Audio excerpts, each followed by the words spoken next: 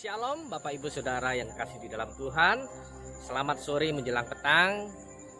Apa kabar Bapak Ibu Saudara hari ini? Luar biasa. Kalau sebentar lagi saat ini mungkin Bapak Ibu sudah mau beristirahat.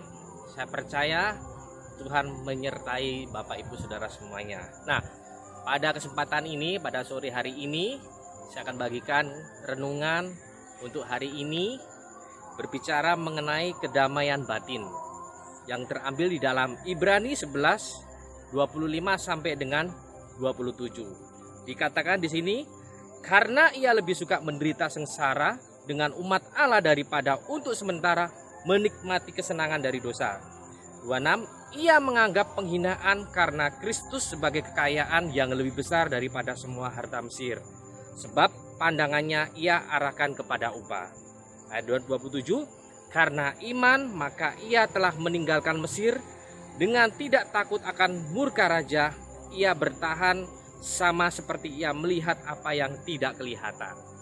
Nah, pada kesempatan ini saya akan bagikan renungan kesempatan berbicara mengenai kedamaian di dalam batin. Nah, perubahan dunia yang sangat cepat akan berakibat sehingga membuat setiap manusia dalam situasi yang serba tegang dan penuh tekanan. Apalagi pada saat-saat ini, hari-hari gini, semua dunia, enggak bangsa kita aja, seluruh dunia mengalami pandemic COVID. Namun kita percaya, kita anak Tuhan yang percaya kepada Tuhan, kita pasti dilindungi oleh Tuhan. Nah, kalau kita melihat kebenaran seperti ini, apa yang dialami Musa, kita melihat bahwa Musa adalah seorang yang lahir dari orang Ibrani, namun ia diambil oleh Firaun untuk menjadi ahli waris.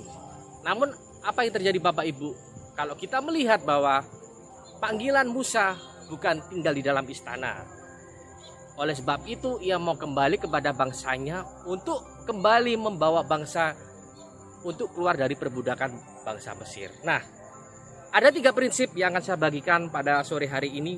Bagaimana untuk menjadi dasar yang kuat bagi kita supaya kita bisa hidup di bawah tekanan dan merasakan kedamaian itu seperti apa. Nah, yang pertama kita belajar, kita harus mengenali identitas kita sendiri. Jadi Bapak Ibu Saudara, kenali identitas Bapak Ibu Saudara.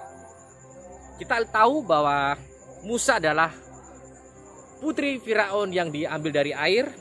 Lalu sebenarnya dia adalah seorang kebangsaan Yahudi.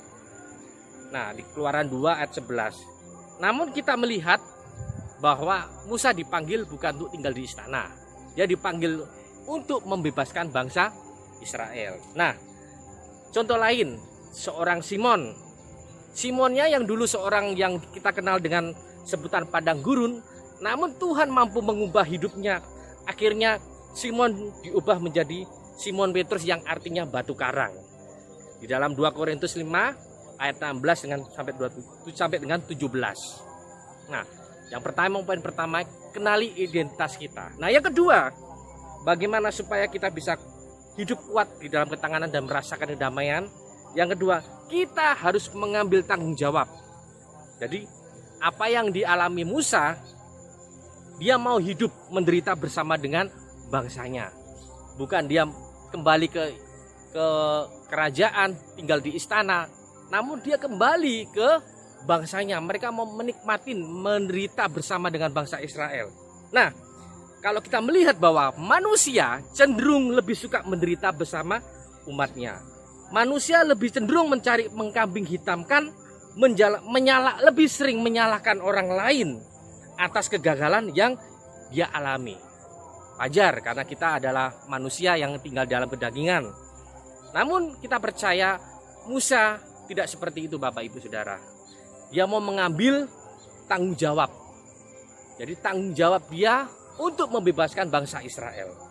Nah, tanggung jawab tersebut juga ada dalam diri kita masing-masing.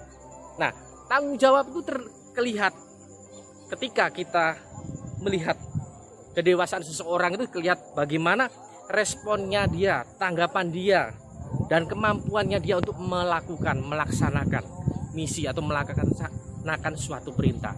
Itu sudah dialami, sudah dirasakan, dan sudah dijalani oleh Musa. Itu yang kedua. Dan yang terakhir, kita harus berani menghadapi kesulitan. Jadi apapun persulitan masalah yang Bapak Ibu sekarang saudara hadapin, tetap percaya. Kita harus berani maju terus, pantang mundur.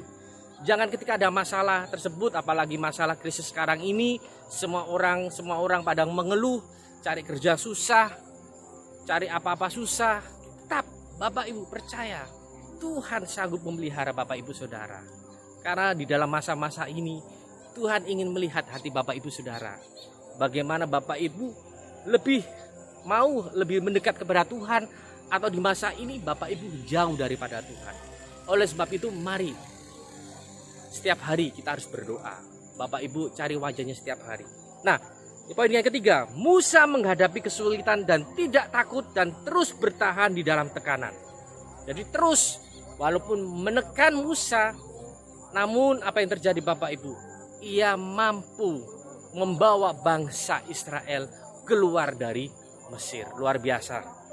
Tetaplah bertahan di dalam suasana apapun yang Bapak Ibu saudara hadapi saat ini sebisa mungkin, dan lakukanlah dengan respon yang benar. Saya percaya akan membawa Anda kepada kemenangan, dan di dalam pertandingan kehidupan Anda akan menjadi seorang pemenang, bukan pecundang. Demikian renungan pada sore hari ini, semoga menjadi berkat bagi Bapak Ibu saudara. Mari saya ajak Bapak Ibu saudara untuk kita berdoa mengucap syukur. Bapak, kami ucap syukur Tuhan buat sore hari ini, buat kasih-Mu di dalam kehidupan kami, setiap anak-anak-Mu. Kami percaya ketika kami mau melakukan hal tersebut, kami akan merasakan kedamaian batin yang tidak bisa dunia tawarkan. Dunia bisa menawarkan berbagai macam, namun kami percaya hanya di dalam nama Tuhan, disitulah kedamaian batin. Itu yang akan memberikan kita kelegahan. Kami percaya Bapak Tuhan Yesus memberkati kami semua yang ada tempat ini maupun kami semua yang dimanapun berada. Kiranya damai sejahtera menyertai kami sekarang dan selama-lamanya. Di dalam nama Tuhan Yesus kami dan berdoa. Haleluya.